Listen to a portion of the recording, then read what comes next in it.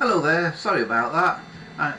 I told you we were doing a bit too much with this computer and it'd crash if I tried to do all kinds of clever stuff with it, more than one thing at once, and sure enough I was proved right. But I've made it back now, so hopefully we can now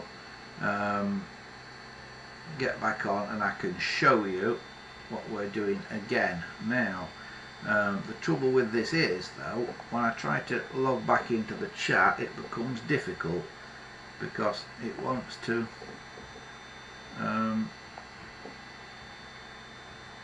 show the old one. Right, here we are. Right, we're back on. I think we're back on. Yeah, we are. We're back on. Now the problem with this is all the chat for the old video has now disappeared. So who's with us? Are you back with us now? This is where not many people come back into the chat now, because it's like started off another live stream now. It started off a second stream. So there's 3 people with us, and there were about 8 before when it went off. You can see the printer is still whirring away here. We were talking about Christopher 2000's switchboard, and he's just popped back on and says he's got his switchboard working.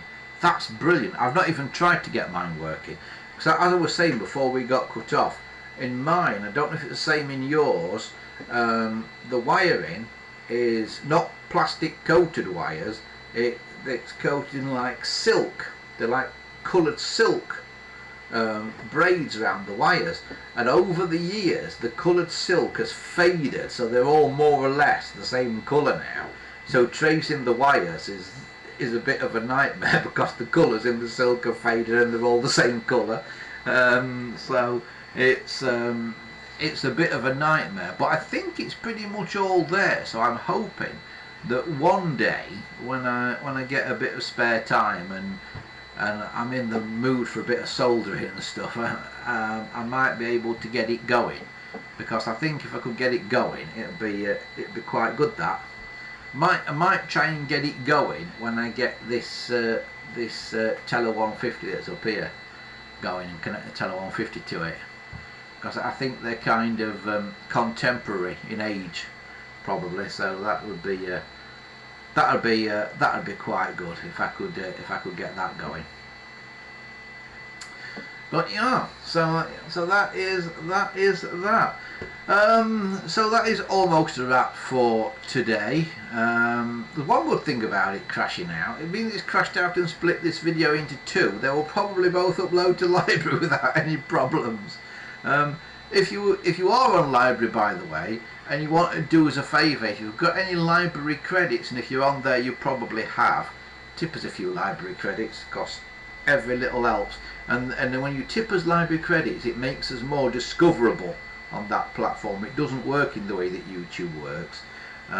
It kind of puts things to the top of trending that people watch and people like by tipping these library credits to it.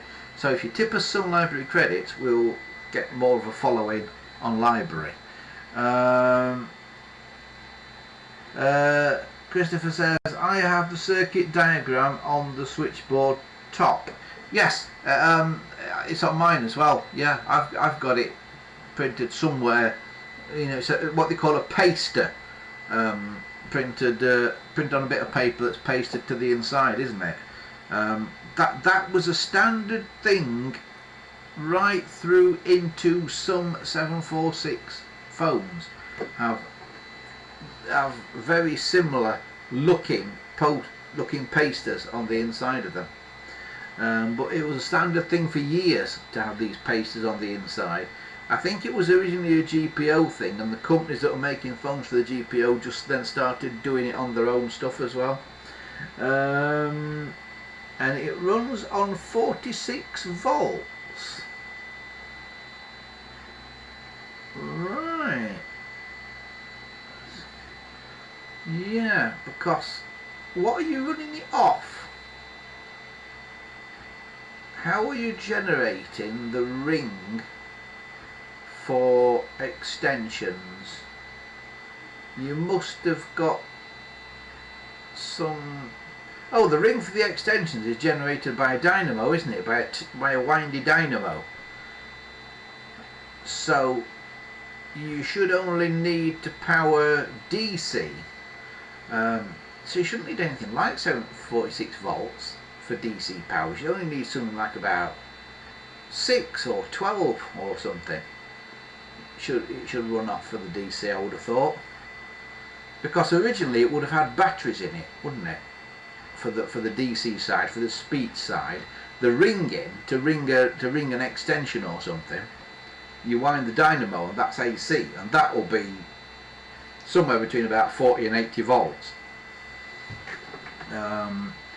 But the DC for the speech will be quite low voltage. You can put two telephones